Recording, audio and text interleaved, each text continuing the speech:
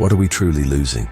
In our rush to believe we've evolved, what parts of ourselves are we quietly abandoning?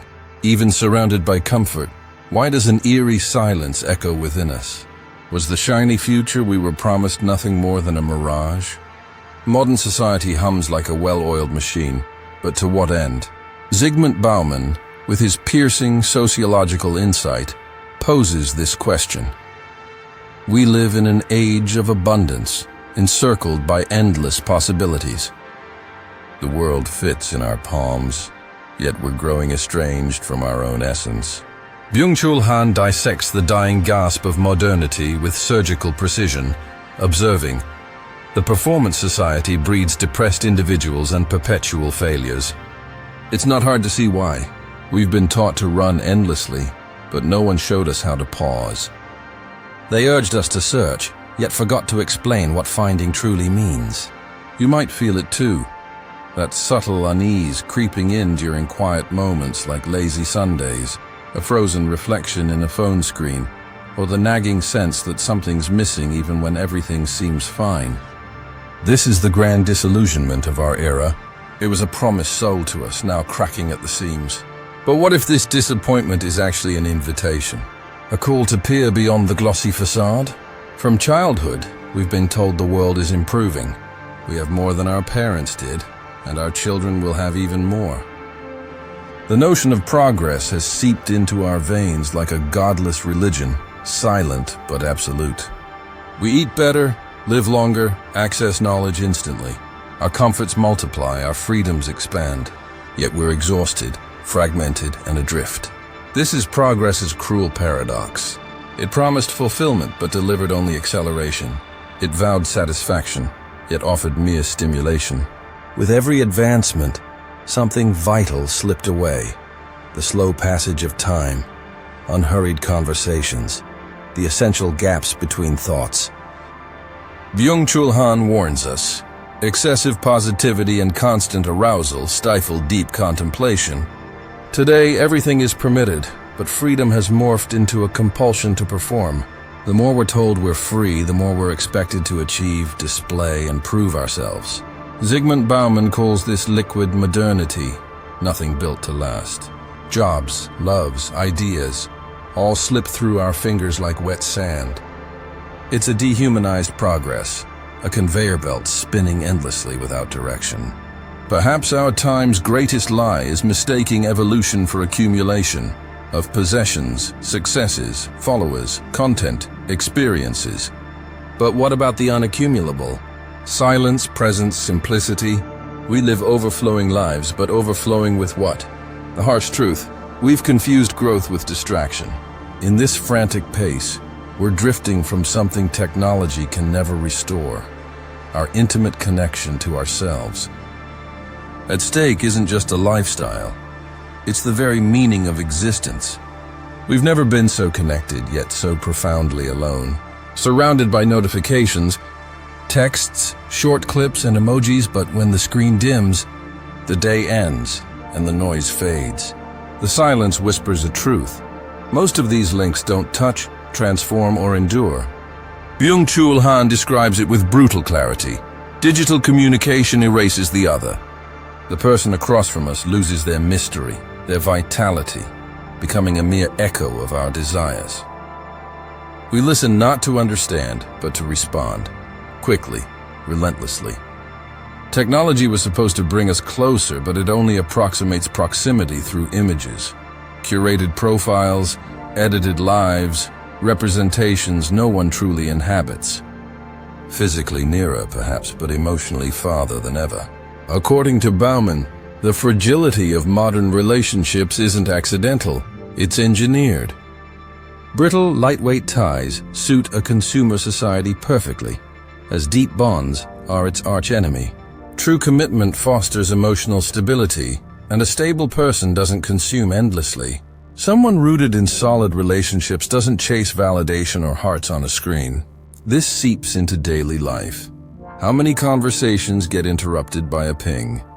How often do we truly listen, fully present? We're estranged from ourselves and others, and worse, we've normalized it. Superficiality is the standard. detachment, a shield. Overexposure has numbed us. Deep down, we all sense it. Something fundamental is absent. Here's modernity's ultimate irony. It offered infinite communication, but forgot genuine intimacy. And perhaps the most honest question is this: when the outside world quiets, who's left? In tough times, it's not a contact in your phone who holds your hand. It's the embodiment of an immeasurable, unarchivable, unforgettable bond. Real relationships demand time, presence, vulnerability, but that's precisely what saves us from isolation. They don't shine like screens, but they warm us like a friend's touch on a dark day. Maybe the true revolution starts here, being fully with another person. Wake early, clear your inbox, tick off tasks, hit your goals. Optimize every minute, ideally before 10 a.m. Time is money now, and idleness feels like a sin.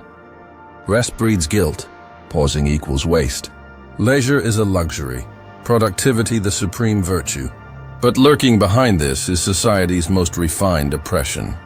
Byung-Chul Han argues we're in a performance society, where each person becomes their own exploiter. No need for shouting bosses. We whip ourselves silently, demanding more, always more. Burnout isn't an anomaly. It's inevitable. Life's become an invisible battlefield, with the enemy wearing our face. How often have you tallied what more you must produce?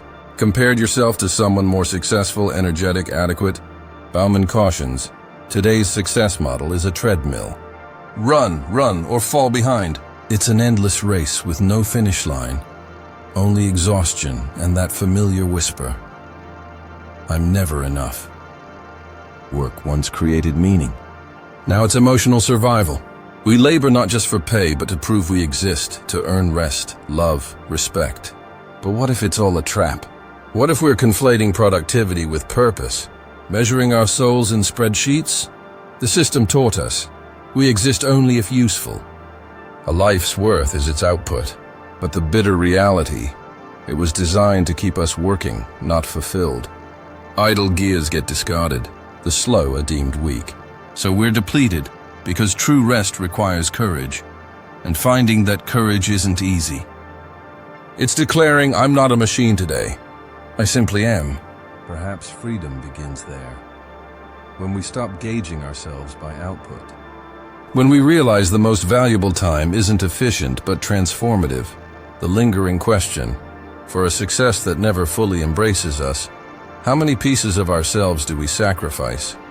What if everything we seek outside is already within? After all the hustling, producing, consuming, comparing, performing, what remains? Not just bodily fatigue, but a soul-deep weariness, an unrest echoing in quiet moments, a persistent ache. Is this really it? Byung-Chul Han says, overstimulation and information overload kill thought. We've forgotten to pause, observe, simply be. In turning everything productive, we've lost ourselves. Society taught us doing but not being. That's why we're so disconnected, because what's truly vital is quiet, and we've grown deaf to it. Life's essence doesn't shout. It waits like a faint flame in our subconscious, unextinguished by the wind. Zygmunt Bauman insists, we need bonds, roots, spaces where we're seen for our feelings, not our deeds. Creating that takes courage, swimming against noise, haste, spectacle. Real change isn't in acquiring more, but shedding excess. Meaning lies not in possessions, but in what we nurture. Relationships, silence, presence, small gestures. It's that simple and revolutionary. In this age, the boldest resistance might be slowing down. Not running, not responding, not competing. Living intentionally, existing mindfully, connecting authentically. That's the new luxury, open only to those brave enough to look inward. Ever notice? Life's most meaningful moments often lack cameras, audiences, shares. They unfold in unrecorded hugs, eye-locked talks, the slow brew of a mundane morning coffee. That's where the core resides. Modern society's grand disillusionment could be an invitation, a call home to where life truly begins. Ultimately, our era's greatest loss isn't what was taken, but what we've forgotten. who we are, what we feel, what truly matters. They taught us to run, but not to arrive, to produce, but not to feel, to connect, but not to bond. Amid this abundance, we're rediscovering the deepest lacks are the unbuyable, undownloadable, unquantifiable. Ironically, the profoundest truths are the simplest. You're not your productivity, not your profile, not your accumulations. You're what you touch, what you feel, the presence shared in silence. As real as a breath's pause, the essence that endures when all else crumbles. What are you waiting for to return to your true self? You know, a few years back, I was right there. A void hidden beneath a shell of apparent success. Everything checked out. Job done, home in order, bills paid. Yet an inexplicable emptiness lingered. One night I sat on the couch, no TV, no phone, no noise. And I asked, is this really it? That moment revealed I was living a scripted life, not a felt one. A reflection of expectations, not my core truth. That's when my journey inward began. Relearning to hear my inner voice, rebuilding from forgotten places. Maybe that's why this video exists. If you've made it this far, you're on that path too. You're not alone. I'm here, and so are many others quietly awakening to the same call. Return to reality, to yourself, to home. Life's meaning isn't out there. It's in unshareable moments, unmeasurable bonds, depths only you can feel. The path isn't easy. Silence can scare at first. But true change blooms there, not by doing more, but by being more, honest, simple, you. When you drop every imposed identity, expectation, race, you rediscover your real self. Perhaps today's greatest act of courage is to slow, stop, quiet, just be, to feel worthy without doing a thing.